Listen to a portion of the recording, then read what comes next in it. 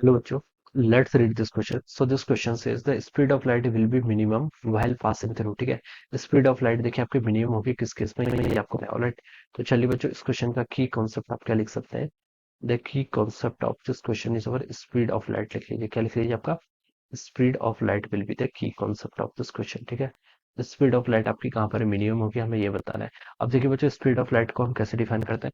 देखिए आपका पहले रिफ्रैक्टिव इंडेक्स, देखिए रिफ्रैक्टिव इंडेक्स कैसे डिफाइन किया जाता है। Refractive index is the ratio of the speed of light in vacuum to any medium. ठीक है, ऐसे हम क्या करते हैं उसको डिफाइन करते हैं। ठीक है, एन के आपका रिफ्रैक्टिव इंडेक्स, सी के आपका speed of light in vacuum और वी के आपका स्पीड ऑफ लाइट इन किसी मीडियम में वी स्पीड होगी। ठीक है, तो ये आपका क्या हो जाएगा, this is our refractive index. ठीक है, यहाँ से देखिए हम क्या बता सकते हैं, वेलोसिटी देखिए किसके इक्वल होगी, सी बाई एन के इक्वल होगी। ठीक है, वी की आपकी वेलोसिटी एट एनी मीडियम, सी के वेलोसिटी इन वैक्यूम और एन के आपका रिफ्रैक्टिव इंडेक्स। ठीक है, ये बता सकते हैं। अब देखिए हमें यहाँ पर बताने की स्पीड ऑफ लाइट क्या होगी, मिनिमम कहाँ पर होगी। ठीक है, तो देखिए जिस स्पीड ऑफ लाइट को मिनिमम होने के लिए आपका रिफ्रैक्टिव इंडेक्स क्या होना पड़ेगा, मैक्सिमम, क्योंकि ये इनवर्सली प्रोपोर्शनल है। ठीक है, तो जिसका रिफ्रैक्टिव इंडेक्स सबसे ज्यादा होगा वहां पर स्पीड ऑफ लाइट क्या होगी, सबसे मिनिमम होगी। ठीक है, तो सबसे पहले हम देख लेते हैं बच्चों ग्लास। ठीक है, ग्लास का देखिए रिफ्रैक्टिव इंडेक्स कितना होता है।